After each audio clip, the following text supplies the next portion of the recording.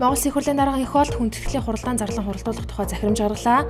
Монгол Улсад байнгын ажиллагаатай парламент байгуулагдсан 25 жилийн зориулан 9-р сарын 13-ны өдөр 11 цаг 40 минутаас Улсын хурлын хүндэтгэлийн хуралдааныг зарлан хуралдуулахар болжээ. Монгол сэргийлэгчийн зарилгаар 1945 оны чөлөөлөлт дайны ялалтын 70 жилийн хүрээнд 235 ах хамт дайчинд төрийн дэд одон медаль гардуулахар болсон. Энэхүү арга хэмжээ өчигдөр Батлан хамгаалахын яамд олж ерөнхийлөгч хэлбэгд орж 19 ах хамт дайчдад одон медаль гардуулсан байна. Бусад дайчдын медалийг нийслэлийн дүүргүүд болон аймагуудын захиргааны байгууллагаас зохион байгуулах гинэ.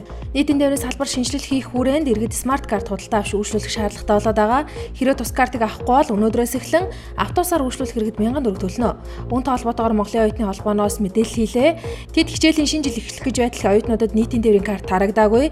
Гэтэл энэ өдөр бэлэн мөнгөөр зорчхол 1000 төгрөг төлнө гэдэг шийдвэр гаргасанд оюутнуудын эрх ашигыг зөрчигдөд хүргээд байна. Энэ асуудалтай холбогдуулж Монголын оюутны холбооноос бэлэн мөнгөөр зорчиж байгаа оюутанд баримт хэвлэж өгөхийг нийслэлийн тээврийн газар төгссөн байна. Нийслэлийн цагтраа Батуул нийслэлийн цагтраагийн зам тээвэр дэд үтсийн асуудал хариуцсан орлогч Гантөмөр дэргэвтэй албаныхан дам даржаагийн уулзуур шэдэвлэнгийн шинэ уулзуур болоод шарга мөртийн төмөр бетон өнгөөр хандгаа чиглэлийн 13.3 км замын ажлын явцтай танилцлаа. Тус замыг 1982-аас 1985 онд барьсан бөгөөд урсгал засвар болон шинжилтийн ажлыг огт хийгээг байсан юм а. Зууны улиралд өдөртөө 100 мянга гаруй тээврийн хэрэгсэл хөдөлгөөнд оролцдог нийт 16.3 км замыг шинжилэн засварлаж явган үнэ зам нэгдэлтэй дугуйн зам барих ажлын явц 70% өргөлж байна. Нүүрс хөтөлбөрийг хэрэгжүүлэх явцдаа хууль зөрчийн хувьдаа багагүй мөнгө завшид тулсад их хэмжээний хохирол учраас эргээр шалгадаж шүүгдэгчээр татагтаад байгаа.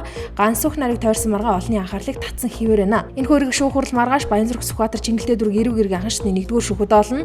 Төрийн өндөр албан тушаалтан дүрийн болон хувийн байгууллагууд холбогдсон байж болзошгүй гэх энэ хэргийг хэрхэн шийдвэрлэхийг сонирхох хүсэлтэй 5000 гаруй өргөн шүүх ерөнхий зөвлөлд ханджээ.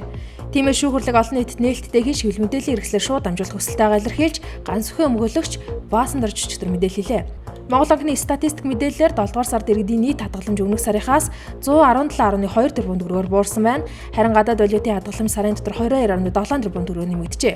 Түүнчлэн хадгаламжийн байгууллагуудаас гадуурх мөнгө 23.2 тэрбум төгрөгөөр өссөн байна. Ам долларын ханш өссөн хэвээр байгаа иргэдийн төгрөгийн хадгаламж буурч валютын хадгаламж нэмэгдэхэд нөлөөлсөн бололтой.